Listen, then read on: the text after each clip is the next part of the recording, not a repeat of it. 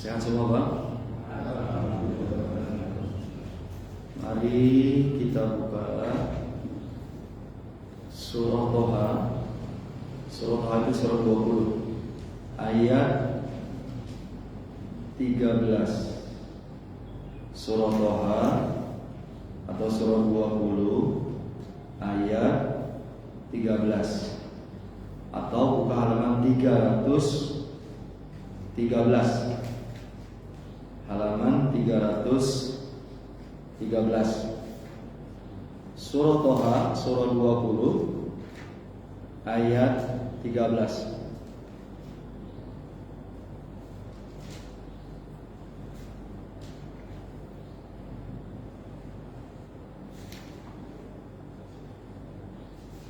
Surah Toha surah 20. Surah 20 ayat 13. Bagi yang butuh bantuan sini saya bantu. Surah Toha surah 20 ayat 13. Sudah ya? Baik kalau gitu. Assalamualaikum warahmatullahi wabarakatuh. A'udzu billahi minasy syaithanir rajim.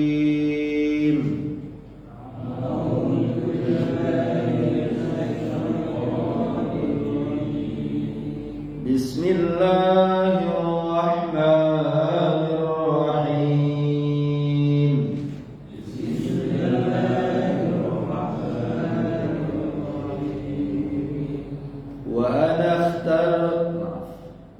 Wa ana akhtartuka fastami' lima yuha.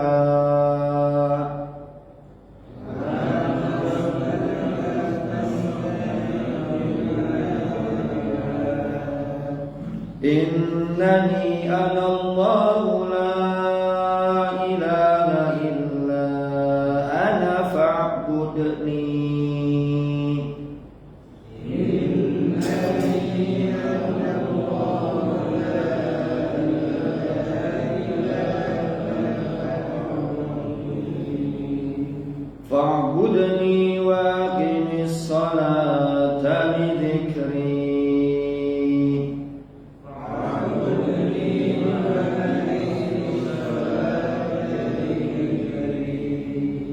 Inna as-sa'ata atiyatun akadu ukhfiha litujza.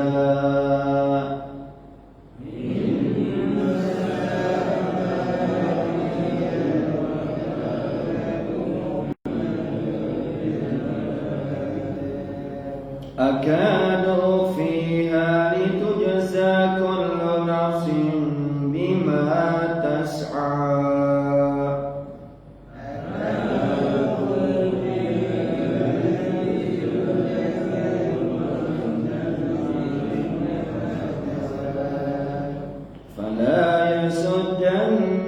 عنها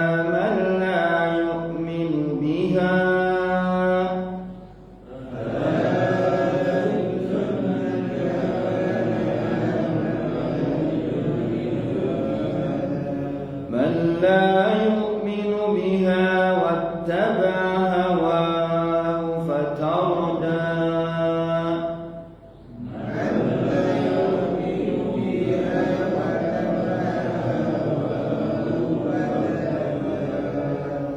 وما تلك بيمينك يا موسى.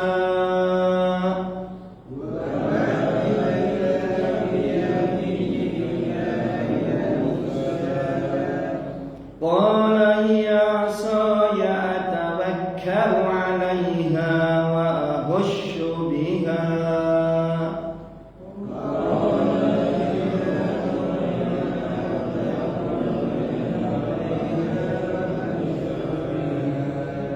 وأهش بها على غنمي ولي فيها مآرب أخرى.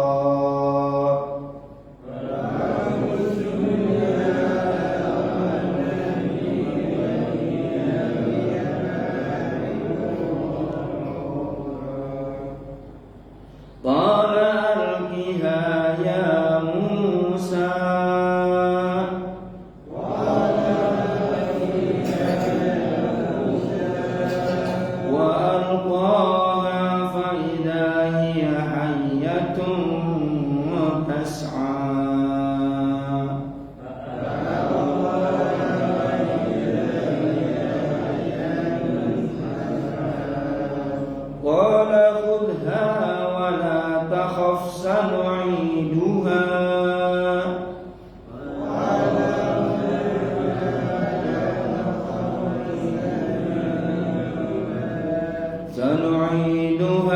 سيرتها الأولى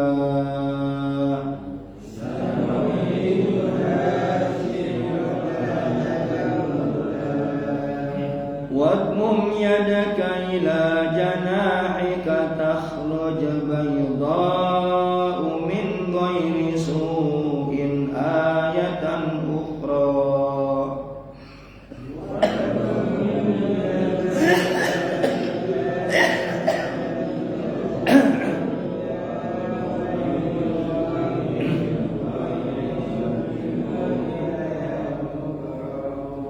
لنريك من آياتنا الكبرى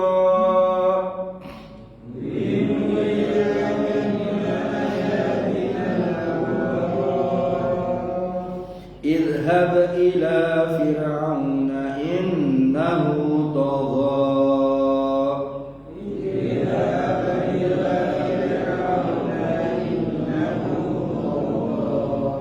قال رب اشرح لي صدري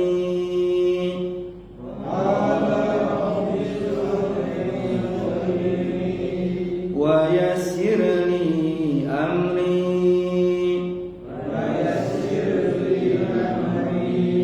واحلل عقدة من لساني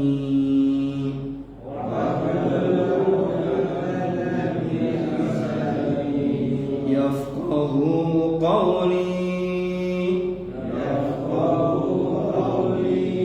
واجعل لي وزيرا من أهلي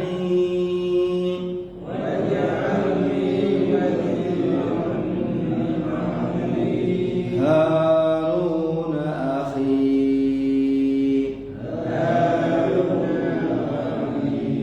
اشدد به أزري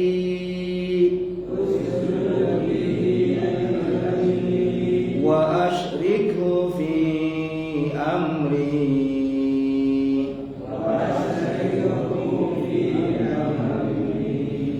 كي نسبحك كثيرا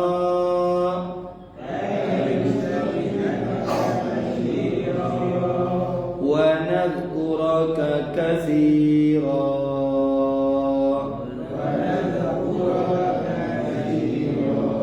إنك كنت بنا بصيرا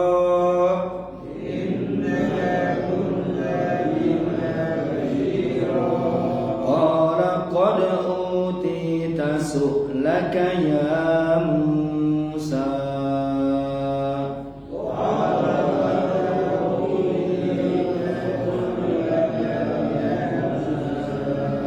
ولقد مننا عليك مرة أخرى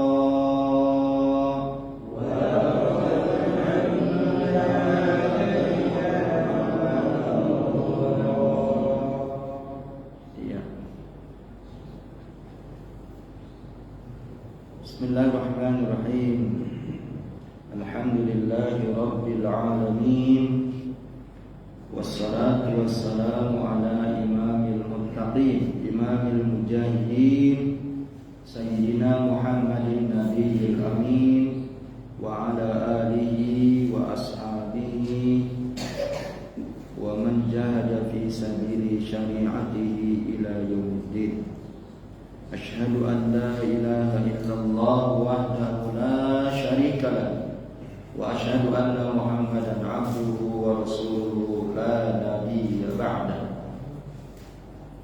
Waqad qala Allah ta'ala fi kitabihil karim, a'udzu billahi samii'il 'aliim minasy syaithaanir rajiim. Bismillahirrahmanirrahim. Ya ayyuhalladzina amanu taqullaha haqqa tuqatih wa la tamutunna illa wa antum muslimun.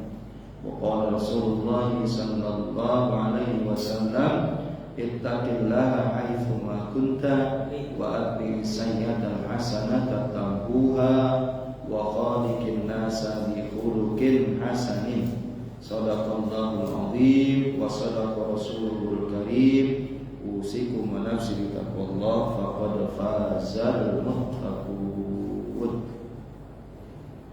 Bapak-bapak, saudara-saudara hadirin yang dimuliakan Allah, alhamdulillah pagi ini kita masih diberikan kesehatan oleh Allah Subhanahu wa taala sehingga kita bisa memulai aktivitas Ahad ini, ya, libur ini dengan sholat berjamaah, sholat subuh berjamaah dilanjutkan dengan taklim pekanan. Yang kajian kita pada pagi hari ini yaitu insyaallah membahas suratul Fatihah, ya, membahas suratul Fatihah. Sekarang kalau saya tanya, kira-kira apa yang kita fahami tentang suratul Fatihah?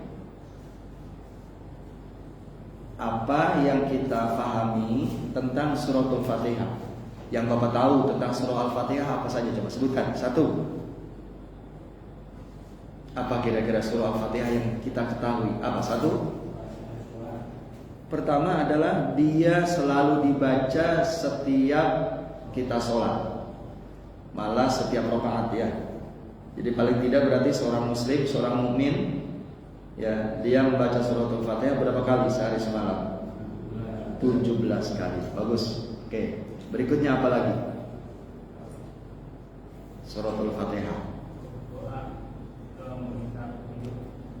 Di antaranya kandungan surah Al-Fatihah yaitu doa, memohon, meminta petunjuk dalam hidup ini, seperti yang ditunjuki pada ayat yang ke-6 dan 7, ya. Ihdinas siratal mustaqim siratal ladzina an'amta 'alaihim ghairil maghdubi 'alaihim. Ya Allah, tunjuki kami ke jalan yang lurus, yaitu jalan yang telah ditempuh, telah dilewati oleh orang-orang yang telah Engkau berikan nikmat kepada mereka, bukan jalan orang-orang yang Kau marahi, Kau benci, yaitu orang Yahudi, dan bukan jalan orang-orang yang tersesat, yaitu orang-orang Nasrani. Oke. Doa, permohonan, permintaan. Yang ketiga, ayo sebutin lagi, biar kita mereview pemahaman kita tentang suratul Fatihah. Yang ketiga, dia disebut juga adalah Ummul Quran. Apa itu ummun? Ummun apa? Ibu. Ya, ibu itu boleh juga kita mana induk. Jadi induk Al-Quran, induk Kitabullah. Kalau induk itu apa artinya? Sesuatu yang menjadi rujukan, ya. Makanya ada istilah, ya, seperti anak ayam ditinggalkan oleh induknya, oleh ibunya. Seperti apa anak ayam yang ditinggal oleh induknya? Anak ayam yang ditinggal oleh induknya seperti apa? Ya, tidak menentu, ya, masing-masing mencari jalannya sendiri-sendiri. Maka dicarilah ibunya, ya. Makanya kalau nggak punya ibu di rumah, segera cari, ya, supaya anak-anaknya punya induk, ada, ya, yang mereka menjadikan rujukan, ya, mereka bertanya, mereka berkasih sayang, mereka minta makan, ya, biasanya sama induk, sama ibu. Jadi tempat anak-anak yang mengadu dan lain sebagainya, sumber induk.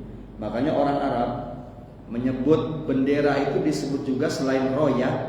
Bendera itu dalam bahasa Arabnya roya, disebut juga umun, disebut juga ibu. Kenapa? Karena kalau berperang, ya, itu biasanya komandan itu membawa bendera. Nah, bendera itulah yang menentukan nanti apakah tentara atau pasukan itu masih eksis atau tidak. Itu ditentukan bendera. Jadi kalau benderanya masih tegak berdiri, berarti pasukannya masih eksis. Begitu.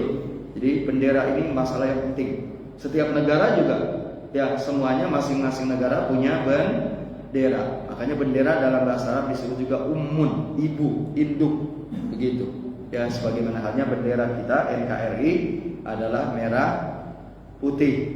Ya, dia adalah sebagai induk bagi bangsa kita. kira-kira begitu. Oke, apalagi terus selain Ummul Kitab atau Ummul Quran? Bagaimana Pak Ari? Dia disebut juga Al-Fatihah, artinya pembuka. Ya, kalau kita mau masuk ke rumah ada pintu, maka pintunya itu perlu dibuka. Baru setelah terbuka pintunya, orang bisa masuk ke dalamnya. Ya, dia disebut dengan Fatihah. Disebut sebagai pembuka. Oke, berikutnya lagi. Mereview. Ayo, ingatan kita tentang apa itu suratul Fatihah. Ya lagi, tambah.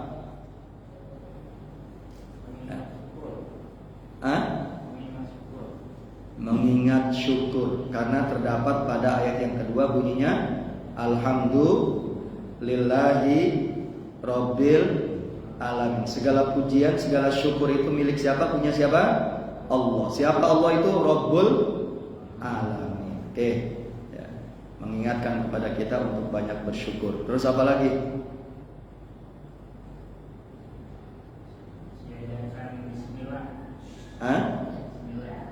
Apa tuh bismillah apa? Ayat pertama bismillah. Sementara di dalam surah lain ya tidak ada. Tapi ya bismillah di dalam surah lain ya merupakan sunnah kita membaca Quran itu diawali dengan bismillah. Dan malah bukan hanya membaca Al-Quran, apa saja perbuatan yang baik-baik maka disunahkannya kita membaca bismillah. Nah, bismillah itu terdapat pada ayat yang pertama dari suratul Fatihah. Ya, karena kata Nabi, siapa orang yang mengawali pekerjaan tidak diawalinya dengan bismillah, dengan basmalah, maka terputuslah dari rahmat Allah. Saya ulangi lagi, siapa orang yang mengawali perbuatan yang baik-baik tapi tidak diawali dengan bismillah, dengan basmalah, maka perbuatan itu terputus dari rahmat Allah. Apalagi terus?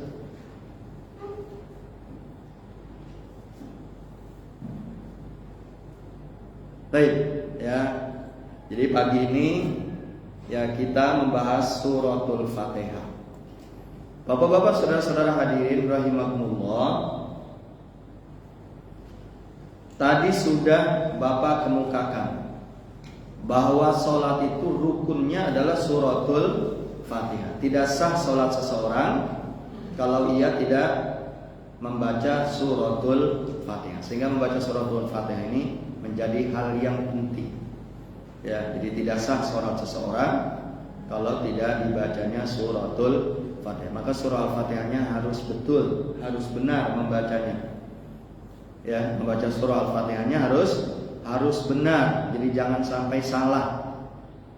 Bukan berarti surah yang lain boleh salah. Ya, karena surah lain itu sunnah sifatnya.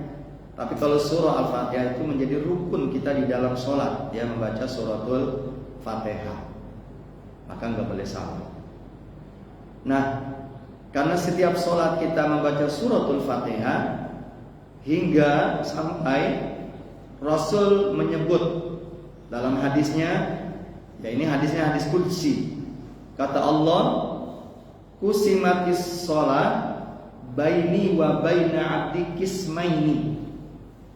Ulangi lagi, kusimatis sholat ya baini wa baina abdi kismaini. Bahwa sholat itu dibagi dua, antara diriku dengan hambaku. Ya, sholat itu dibagi dua antara diriku dengan hambaku. Apabila hambaku membaca Bismillahirrahmanirrahim, dia memuji aku dan itu untukku. Saya ulangi lagi. Tadi apa katanya? Sholat itu dibagi menjadi dua, antara Allah dengan kita manusia yang sholat. Ketika hamba itu membaca ayat pertama, yaitu Bismillahirrahmanirrahim, apa maknanya? Dengan menyebut nama Allah yang Maha Kasih dan Maha Sayang, maka kata Allah, hambaku sedang memuji aku, maka pujian-pujian itu adalah untuk aku. Yang kedua, ketika hambaku dalam sholat membaca Alhamdulillahirabbil alamin, maknanya tadi segala pujian milik Allah, Rabbul Alamin, Tuhan alam. Kata Allah, hambaku sedang mengagungkan, memuji aku, dan itu adalah milikku. Jadi pujian-pujian itu milik siapa? Allah. Ayat ketiga bunyinya Ar-Rahmanir Rahim. Allah itu adalah Maha Kasih dan Maha Sayang. Hambaku sedang memuji aku, dan itu adalah untukku. Ayat yang keempat bunyinya Maliki Yaumiddin, Raja yang menguasai hari pembalasan, Raja yang menguasai hari kiamat. Hambaku sedang memuji aku, dan itu adalah untukku.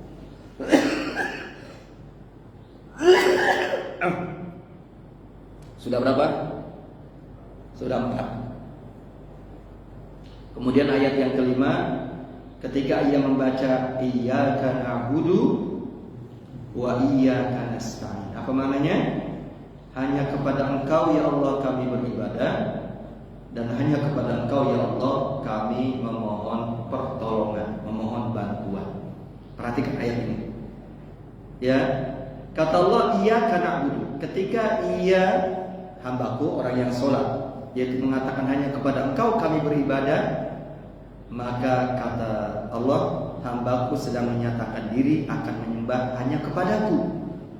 Nah, sedangkan menyembah itu hanya untuk aku, jadi tidak boleh untuk yang lain selain Allah Subhanahu wa ta'ala.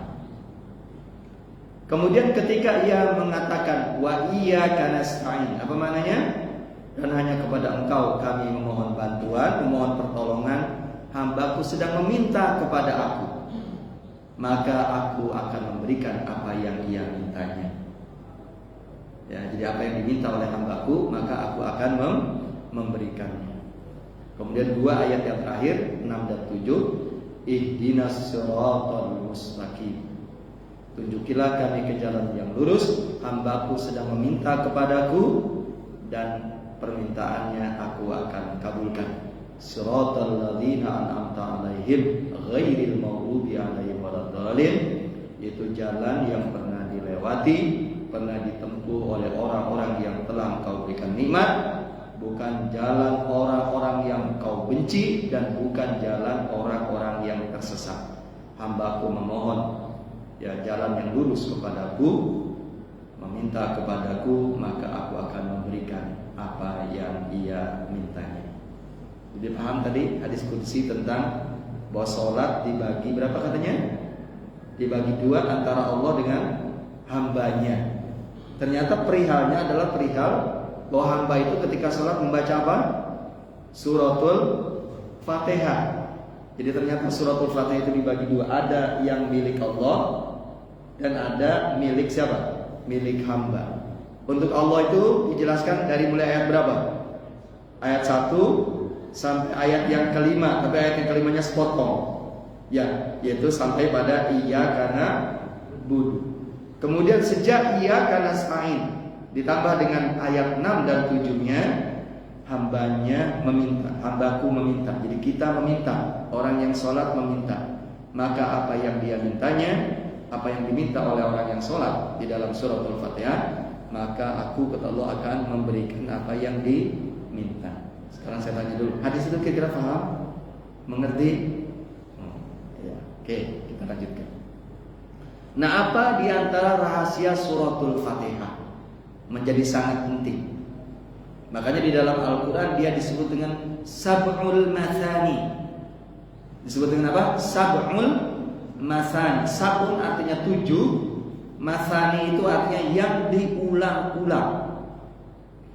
7 karena ayatnya terdapat 7 ayat, sedangkan diulang-ulang karena dia dibaca bagi seorang muslim paling tidak sehari semalam berapa kali? Yaitu 17 kali, yaitu dibaca setiap berdiri, ya, menunjukkan itu rakaat dia berdiri. Dia membaca suratul Fatihah. Maka surah Al-Fatihah disebut di dalam Al-Quran disebut dengan apa? Sab'ul masani. Sab'un artinya 7, masani artinya diulang-ulang. Sebagaimana di awal saya katakan, la salat liman lam yaqra bi Fatihatil Kitab. Tidak sah salat seseorang, tidak dianggap salat seseorang yang dia tidak membaca suratul Fatihah. Ya. Makanya seorang imam itu Ya, dalam satu jamaah harus dipilih orang yang suratul Fatihahnya terbaik. Ya, orang yang surah Al-Fatihahnya terbaik. Dialah yang dipilih untuk menjadi imam. Ya. Imamukum aqra'ukum li kitabillah. Imamukum aqra'ukum li kitabillah. Imam kalian atau imam yang kalian angkat untuk mengimami salat kalian hendaklah orang yang baca Qur'annya terbaik. Ya, hendaklah orang yang baca Qur'annya terbaik. Baik, kita kembali lagi pada suratul Fatihah. Kemudian ya, faedah atau pelajaran apa yang bisa kita ambil dalam surah Fatihah ini penting. Ya. Jadi supaya kita ngaji ini ada ilmunya, beda dengan orang yang tidak ngaji. Ya, Bapak nanti bisa tanya ya tentang surah Al-Fatihah.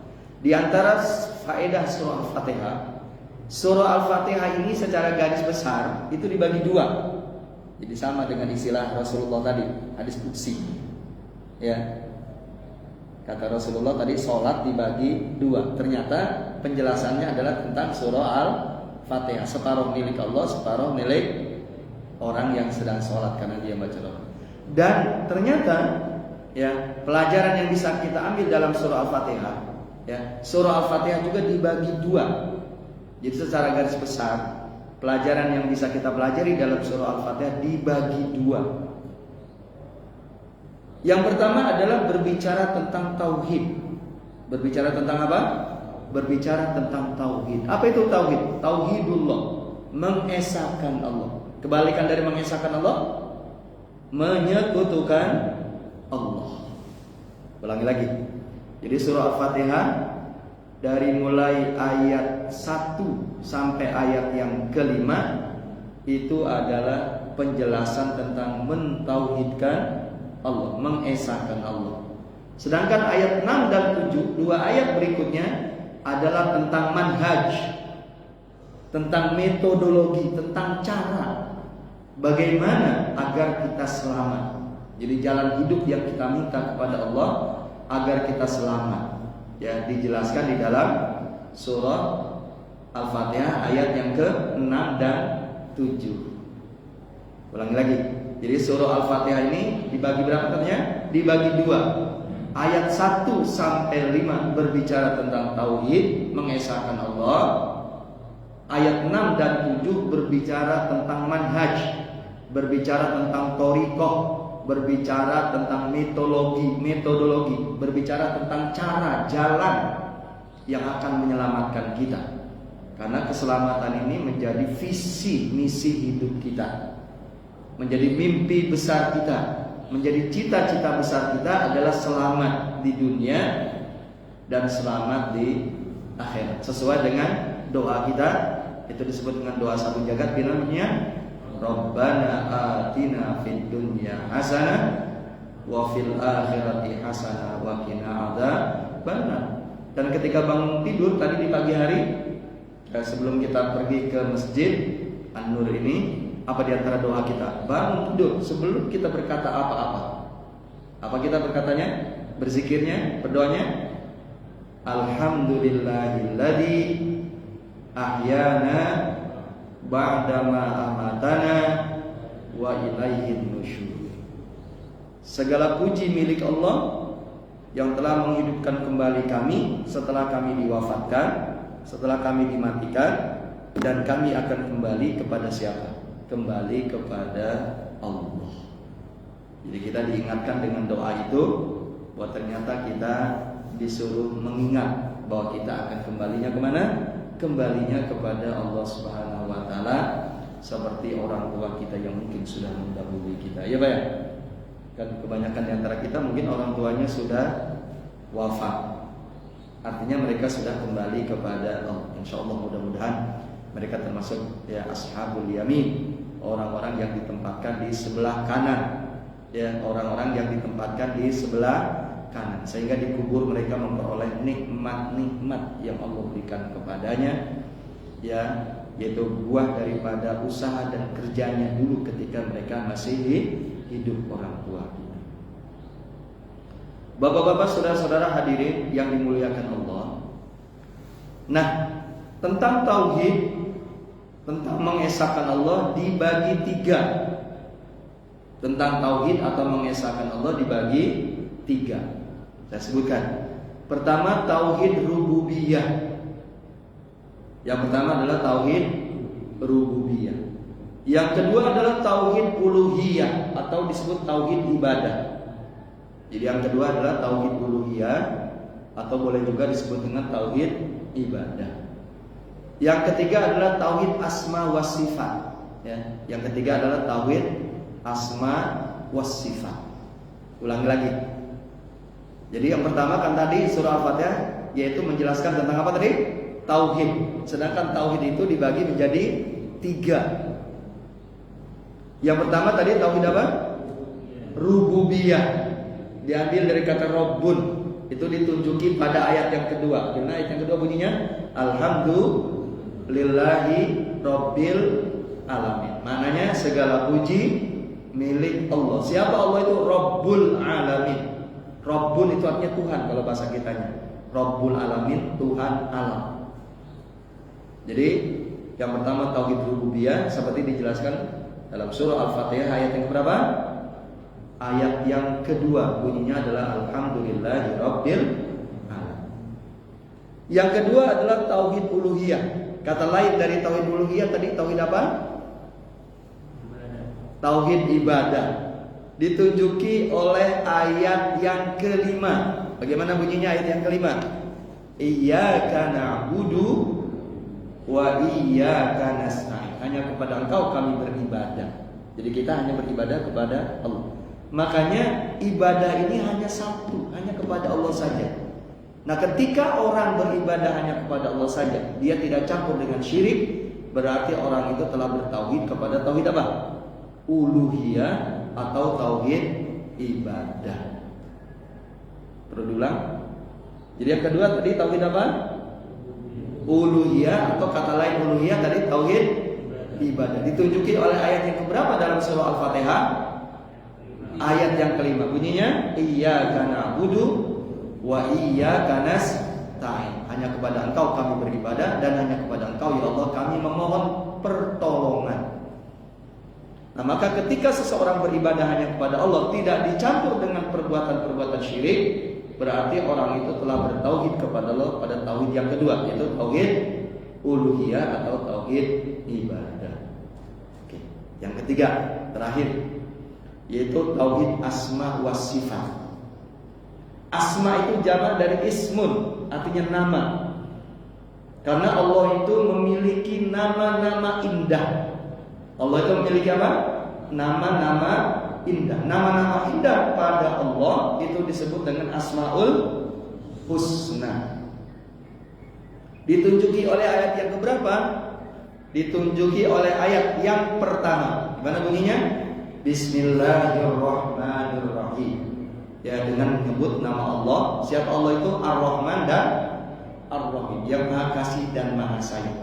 Ketika kita mengatakan Allah itu adalah Ar-Rahman Ar-Rahim, lagi, ketika kita mengatakan Allah itu adalah Ar-Rahman Ar-Rahim, ya berarti kita telah bertauhid kepada Allah dengan tauhid asma was sifat. Kemudian lagi, ya tauhid asma was sifat dijelaskan pada ayat yang ketiga, bunyinya Ar-Rahmanir Rahim, yang Maha Kasih dan Sayang. Dia pengulangan dari ayat yang pertama. Kemudian Maliki Yaumiddin ayat yang keempat. Apa artinya? Raja yang menguasai hari pembalasan atau hari kiamat. Raja. Jadi Allah sebagai raja, sebagai penguasa yang menguasai hari pembalasan. Maka nanti pada hari kiamat seluruh makhluk itu mati, termasuk juga malaikat. Jadi nanti pada hari kiamat seluruh makhluk itu mati, ya termasuk malaikat kecuali Allah saja. Sebagaimana dijelaskan dalam surah Ar-Rahman, ya, yaitu wa yabqa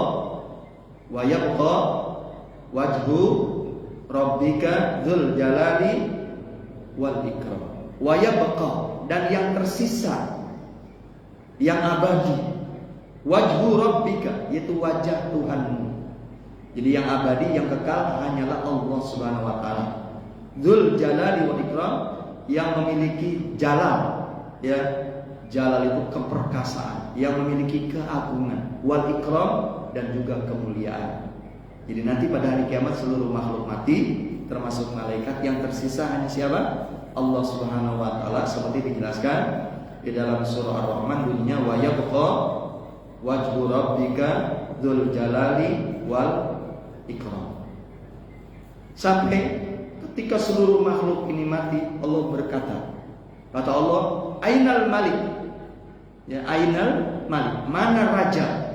Karena di dunia ini kan banyak orang yang mengklaim, mengaku atau dirajakan, dia menjadi raja. Nanti pada hari kiamat karena seluruh makhluk mati, maka Allah berkata, ainal malik? Mana raja?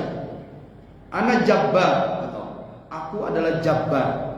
Boleh jabbar kita maknai pemaksa, ya, pemaksa, memaksa. Jadi karena Allah itu bisa memaksa. Paham istilah Allah jabbar, Allah memaksa. Ini saya ajak berpikir kata jabbar di dalam Quran, biar kita semakin mengagungkan Allah. Allah punya aturan disebut dengan sunnatullah. Contoh aturan Allah air. Jadi air itu di bejana yang berhubungan, ya, dua bejana yang berhubungan, maka permukaan dua bejana itu apa? Dua bejana itu permukaannya akan sama tinggi, sama rata. Air akan selalu menuju ke tempat yang lebih rendah. Api akan membakar. Air akan menenggelamkan. Nah, itu namanya sunnatullah. Ya, itu disebut dengan sunnatullah. Tetapi ketika Raja Namrud membakar Nabi Ibrahim alaihissalam, maka api yang hukum biasanya dia membakar, maka saat itu tidak membakar Nabi Ibrahim. Nah, itulah sifat al-jabbar. Jadi bagi Allah bisa saja, karena ada keinginannya, api yang biasanya, yang hukumnya dia membakar, tapi kali ini ketika ingin memuliakan Nabi Ibrahim alaihissalam, maka api itu tidak bisa membakar, ya, badan jasad Nabi Ibrahim. Jangankan jasadnya, ya, sampai bajunya saja tidak terbakar. Lagi contoh lain, ketika Fir'aun mengejar-ngejar Nabi Musa bersama Bani Israel di Laut Merah, ya, Nabi Musa diselamatkan oleh Allah Subhanahu wa taala. Padahal hukum air itu, kalau orang tanpa kendaraan, ya, tanpa perahu, tanpa kapal laut, ya, dia berjalan di air, maka hukumnya air itu akan menenggelamkan. Tapi kali ini ketika Allah ingin menyelamatkan Nabi Musa dan Bani Israel, maka air itu tidak menenggelamkan Musa dan Bani Israel. Namanya itu Allah memiliki sifat yang al-jabbar, dipaksa. Ya, hukum air yang biasanya menenggelamkan, tapi kali ini tidak menenggelamkan. Kalau itu terjadi pada diri seorang nabi, maka itulah yang disebut dengan mukjizat. Ada pada manusia biasa juga, bukan nabi dia, bukan rasul, disebut dengan wali. Apa itu wali, Bang? Sering kita bahas istilah wali. Apa wali? Kekasih Allah. Orang yang dikasih oleh Allah. Siapa kekasih Allah? Paling tidak memiliki dua sifat. Yang pertama dia beriman, yang kedua adalah dia adalah orang yang bertakwa kepada Allah.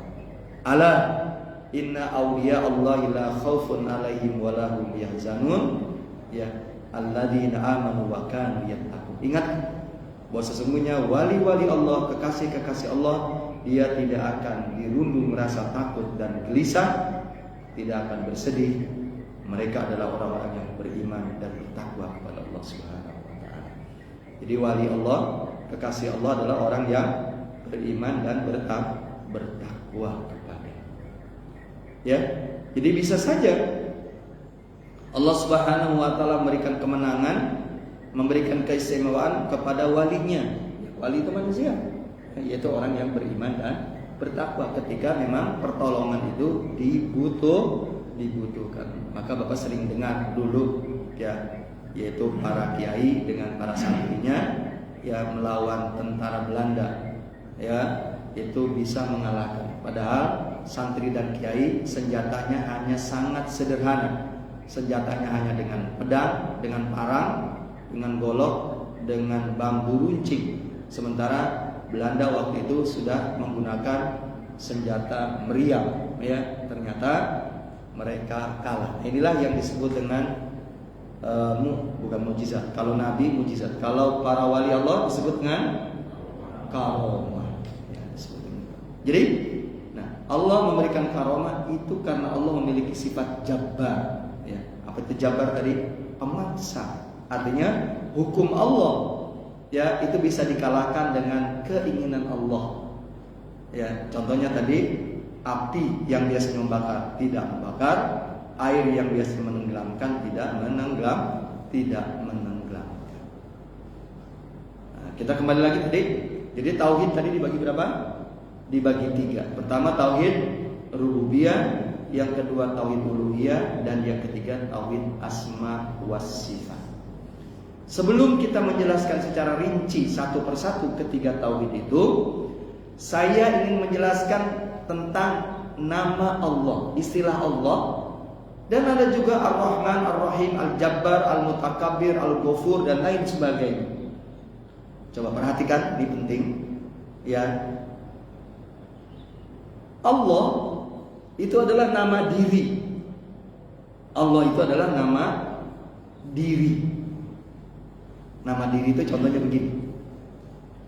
Pak Ari apa namanya? Setiawan ya? Ari Setiawan.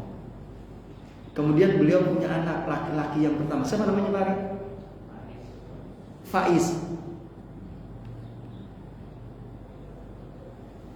Kemudian juga ya Pak Ari katakanlah alumni Undip, betul ya, Undip, Fakultas Elektro. Orang ya ketika mengatakan Ari Setiawan itu nama diri. Jadi kalau Ari Setiawan itu adalah nama diri. Yang mana yang saya sebut Ari Setiawan? Inilah orangnya, ya. Yang duduknya agak di tengah, ya, di depannya ada HP, ada air 1 gelas, ya, aqua 1 gelas. Nah, inilah namanya adalah Ari Setiawan. Ari Setiawan itu adalah nama diri. Kemudian orang kadang-kala menyebut Ari Setiawan tidak Ari Setiawan, tapi dikatakan yaitu Bapak Faiz. Bapak Faiz. Atau boleh juga ya kita menyebutnya adalah alumni Undip jurusan elektro, ya, lulusan Undip jurusan elektro. Ya. Sekarang kita juga bisa menyebut Ari itu ya adalah, kita tidak sebut Arinya lagi, adalah seorang karyawan yang kerjanya di perusahaan IT, umpamanya begitu. Tidak lain kalau kita katakan ya seorang karyawan bekerja di perusahaan IT, inilah orangnya ya, yang sekarang sedang minum. Kita ulangi lagi. Jadi ketika kita menyebut nama Ari Setiawan itu adalah nama dirinya.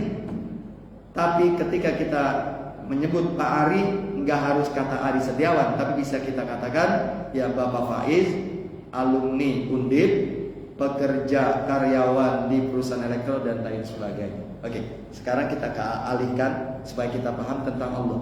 Jadi Allah itu adalah nama diri. Seperti yang dijelaskan tadi ayatnya yang sudah kita baca tadi. Ayat surah Toha ayat 14. Nanti Bapak bisa baca lagi. Itu surah Toha ayat ke-14 tadi. Bunyinya Innani anallah la ilaha illa ana fa'budni wa aqimis sholata li dzikri. Saya ulangi lagi, innani anallah. Jadi Allah mengatakan innani anallah, sesungguhnya aku adalah Allah. Ya. Sama seperti Pak Ari, sesungguhnya aku adalah Ari Setiawan. Ya. Jadi Allah menamakan dirinya siapa? Allah. Makanya kata Allah itu tidak ada asal katanya. Jadi kata Allah itu tidak ada asal katanya. Jadi Allah. Tapi ketika kita menyebut Allah itu adalah Ar-Rahman atau Ar-Rahim, itu ada asal katanya. Ar-Rahman itu, Ar-Rahim asal katanya Rohimah. Jadi kata Rahman atau Ar-Rahman, dan begitu pula kata Ar-Rahim itu asal katanya sama, yaitu 3 huruf, Ro, Ha, dan Mim. Artinya adalah yang mengasihi, yang menyayangi. Ya, maaf. Rohimah itu artinya telah mengasihi. Jadi kata kerja. Tapi kata rohim itu artinya adalah benda. Ar-Rahman, yang maha kasih. Contoh lagi, Ghaffar atau Ghafur. Ghaffar atau Ghafur itu adalah yang maha mengampuni. Diambil dari kata apa? Diambil dari kata Ghafara, artinya yang telah mengampuni. Karena Allah sangat mengampuni apabila hambanya mengaku salah, ya, maka Allah disebut dengan Ghafur atau Ghaffar. Contoh, kata mumit, muhyi, mumit. Kata mumit, yaitu yang mematikan, diambil dari kata amata. Amata itu artinya adalah telah mati, ya, telah mematikan. Kalau mumit artinya yang mematikan, artinya kata benda. Muhyi artinya yang menghidupkan, diambil dari kata ahya. Ahya itu adalah menghidupkan. Muhyi artinya yang menghidupkan. Nah, supaya kita faham tentang Allah, maka Allah punya Asmaul Husna. Dalam sebuah hadis kata Rasulullah, Allah memiliki 99 nama iddah. Maka siapa orang yang menghafalnya, dalam hadis lain, siapa orang yang menjaganya, maka dia akan masuk ke dalam surga. Istilah menjaga dan memelihara, ya, yaitu ada yang memaknai maksudnya hafal nama-nama itu, tapi ada yang memaknai yaitu dia meyakini Allah memiliki sifat-sifat dan nama yang indah itu, ya, yang nama-nama dan indah itu mempengaruhi kehidupan kita. Maka kalau kita terpengaruh dengan asma Allah itu, maka insya Allah kita termasuk orang yang dijamin tadi untuk masuk ke surga. Contoh, Allah memiliki sifat Ghaffar atau Ghafur. Apa tadi Ghafar? Ghafur? Sangat mengampuni. Maka kalau kita bersalah, kita mohon ampunan kepada Allah. Nah, itu namanya orang yang terpengaruh atau dipengaruhi oleh Asmaul Husna. Ya, orang yang dipengaruhi oleh Asmaul Husna. Jadi kata Nabi, siapa orang yang hafal atau menjaga nama-nama Asmaul Husna, maka dia akan dijamin masuk ke dalam surga. Nah, jadi nama diri siapa Tuhan yang kita sembah? Allah. Tapi Allah sendiri mensifati dirinya, memberikan penjelasan tentang dirinya dengan nama-namanya yang indah. Contohnya Ar-Rahman, Ar-Rahim. Allah itu adalah Rabbul Alamin. Allah itu adalah Malik. Ya. Nah, itu adalah nama-nama yang menjelaskan tentang Allah agar kita mengerti, agar kita paham siapa Allah itu. Ya. Maka ketika kita menyebut nama Pak Ari Setiawan, kita belum begitu paham. Tapi ketika dijelaskan dia adalah seorang alumni Undip, punya anak namanya Faiz, kerja sebagai ahli IT di perusahaan IT, sehingga kita tentang Ari Setiawan kita lebih paham. Begitu pula tentang Allah. Allah itu siapa? Allah Ar-Rahman Ar-Rahim. Siapa Allah itu? Rabbul Alamin. Siapa Allah itu? Maliki Yaumiddin. Jadi sehingga kita tentang zat yang kita sembah, kita menjadi semakin mengerti, menjadi semakin paham. Kita kembali pada ayat tadi lagi. Dalam surah Toha ayat 14 Allah berfirman, Innani anallah. Sesungguhnya aku adalah Allah. Jadi Tuhan yang kita sembah siapa namanya? Allah. Adapun Ar-Rahman, Ar-Rahim, Al-Jabbar, Al-Mutakabbir yang tadi dibaca oleh Ustaz Entis, ya, yaitu surah Al-Hasyr, ya, ayat 20, 21, 22, ya, menjelaskan tentang asma Allah dan sifat-sifat Allah. Wallahu alladzi la ilaha illa huwa alimul ghaibi wasyahadah warrahmanur rahim wallahu alladzi la ilaha illa hu. Dan selanjutnya itu menjelaskan tentang Asmaul Husna, ya, untuk menjelaskan tentang diri Allah Subhanahu wa taala. Kemudian Allah mengatakan la ilaha illa ana. Tidak ada Tuhan kecuali aku, tidak ada yang disembah kecuali aku. Coba perhatikan. Kenapa Quran menggunakan kadangkala kata nahnu dan kadangkala menggunakan kata ana? Perhatikan. Contoh di dalam Quran, Allah mengatakan inna nahnu nazzalna dzikra wa inna lahu lahafizun. Sesungguhnya kamilah yang menurunkan Al-Quran dan sesungguhnya kamilah yang menjaga keaslian Al-Quran. Kenapa Allah menggunakan kata nahnu ketika menjelaskan bahwa menurunkan Quran Allah itu adalah kami? Ya, kami menunjukkan Bisa jadi maksudnya rame-rame. Karena apa? Karena menurunkan Quran Allah nggak sendirian. Ada proses yang cukup panjang. Contoh, ya. Allah Subhanahu wa taala menurunkan Quran itu via siapa? Melalui siapa? Melalui malaikat Jibril. Ya. Baru diturunkanlah kepada Rasulullah sallallahu alaihi wasallam. Ya, jadi Allah Subhanahu wa taala tidak sendiri. Tapi ketika Allah menyebut dirinya dia sebagai Tuhan, ya. Innani anallah la ilaha illa ana, maka Allah tidak menyebut la ilaha illa nahnu. Sesungguhnya aku adalah Allah, ya tidak ada Tuhan kecuali kami. Tidak, tetapi Allah mengatakan sesungguhnya aku adalah Allah, namanya Allah, dan sesungguhnya ya tidak ada yang disembah kecuali hanyalah aku saja. Nah, ini ayat ini menepis anggapan ya atau orang yang mengatakan bahwa Tuhan itu trinitas dan lain sebagainya.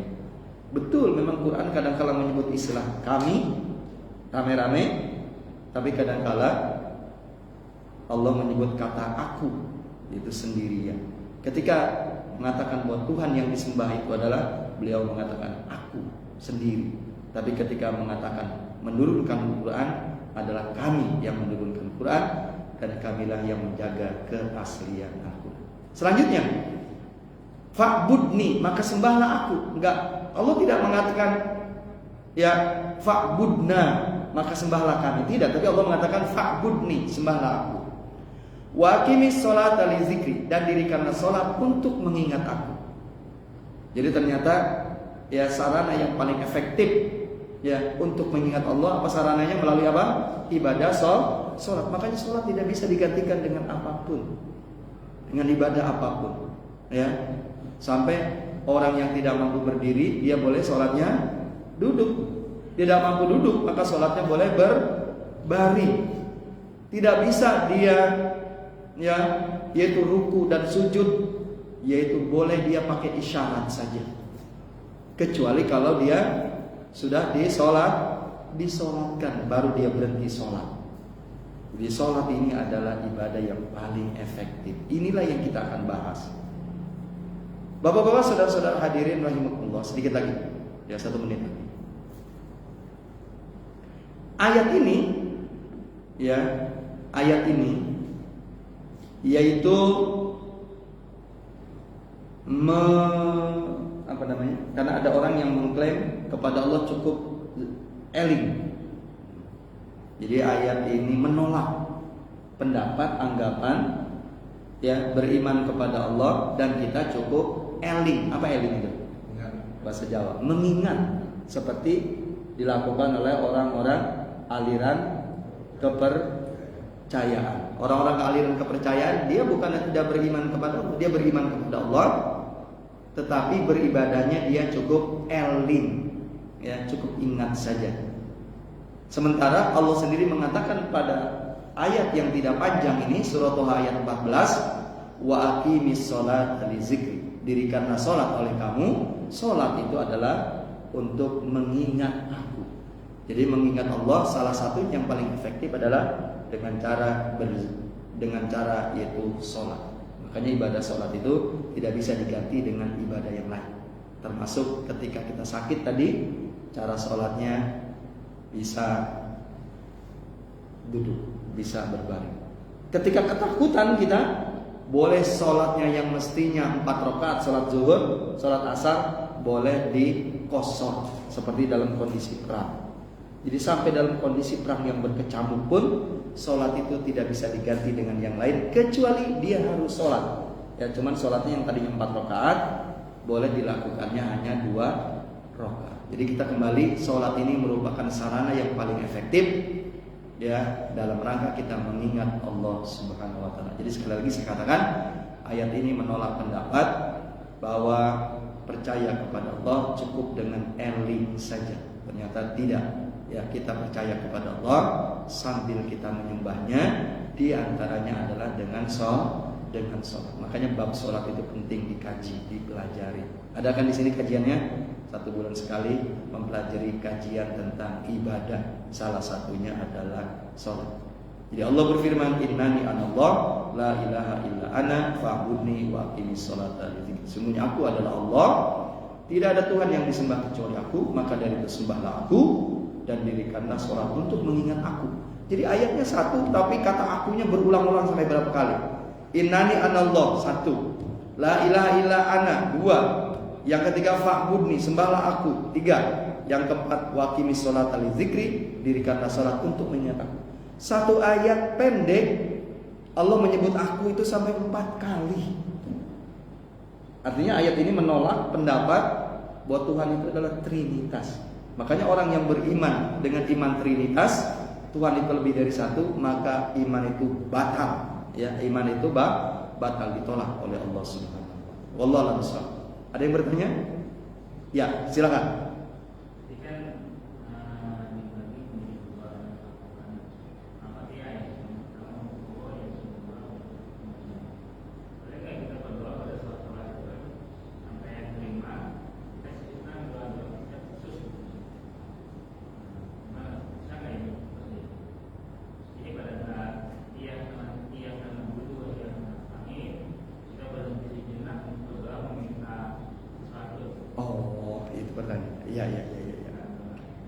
Pertanyaannya, bolehkah ketika kita membaca suratul Fatihah dan kita sampai pada ayat iyyaka na'budu wa iyyaka nasta'in, bolehkah kita berhenti sejenak itu untuk berdoa? Boleh. Boleh. Ini berdasarkan hadis. Nanti lihat di dalam kitab Riyadhus Shalihin, yaitu babnya, temanya adalah tentang, kalau nggak salah, semangat Rasulullah di dalam beribadah. Ya, temanya adalah bagaimana semangat Rasulullah di dalam beribadah, diceritakan oleh sahabat. Ya, kalau nggak salah sahabatnya adalah Abdullah bin Mas'ud. Di antaranya adalah sholatnya sangat panjang. Satu rakaat pertama aja bacanya surah apa katanya? Surah apa katanya? Al-Baqarah ditambah dengan surah Ali Imran. Bukan hanya itu, pertama membacanya Rasulullah itu dengan dengan tartil, artinya tidak dengan cepat, jadi pelan. Ritmenya itu pelan. Bismillahirrahmanirrahim. Alif lam mim. Dzalikal kitabu la raiba fi hudan lil muttaqin. Kira-kira begitu. Jadi tidak begini. Bismillahirrahmanirrahim. Alif lam mim. Dzalikal kitabu la raiba fi hudan lil muttaqin alladzina. Begitu, enggak begitu. Tapi Rasulullah membaca surahnya itu dengan tartil begitu. Kemudian kita lanjutkan dengan pertanyaan Pak Arif. Rasulullah ketika ayat tasbih beliau berhenti, beliau bertasbih, begitu. Jadi ketika mendapatkan ayat tasbih, kemudian Rasulullah berhenti membaca Qur'annya, kemudian Rasulullah bertasbih. Allahumma shalli ala subhanallah subhanallah bihamdihi. Ketika beliau menemukan ayat surga, beliau berhenti dan beliau berdoa meminta surga. Dan sebaliknya ketika Rasulullah mendapatkan ayat neraka, Rasulullah berhenti membacanya, Rasulullah memohon minta dijauhkan dari siksa api neraka. Jadi kesimpulannya, ternyata orang ketika sholat dan dia membaca Al-Quran, kalau ada ayat tasbih dia berhenti lalu dia bertasbih. Kalau ada ayat surga dia berhenti, dia berdoa memohon surga. Atau kalau dia mendapatkan ayat apa? Ayat tentang neraka, dia berhenti, maka dia memohon dijauhkan dari siksa api neraka. Jadi klop dengan pertanyaan Pak Ari tadi, apakah ketika kita membaca suratul Fatihah setiap sholat kita, ya, ketika kita membaca ayat iyyaka na'budu wa iyyaka nasta'in, kita boleh berhenti lalu kita berdoa memohon sesuai dengan permintaan kita? Dibolehkan? Jawabannya boleh. Alasannya adalah ayat yang tadi. Ya, Rasulullah sholat bersama dengan sahabat. Sholatnya rakaat pertama membaca suratul Baqarah dan surah Ali Imran. Ketika mendapatkan ayat tasbih, Rasul berhenti, beliau bertasbih. Ketika mendapatkan ayat surga, Rasul berhenti, yaitu memohon surga. Dan ketika mendapatkan ayat neraka, Rasul berhenti, yaitu memohon dijauhkan dari siksa api neraka. Ya, begitu kira-kira Pak Ari jawabannya. Ya. Yang lain, pertanyaan yang lain.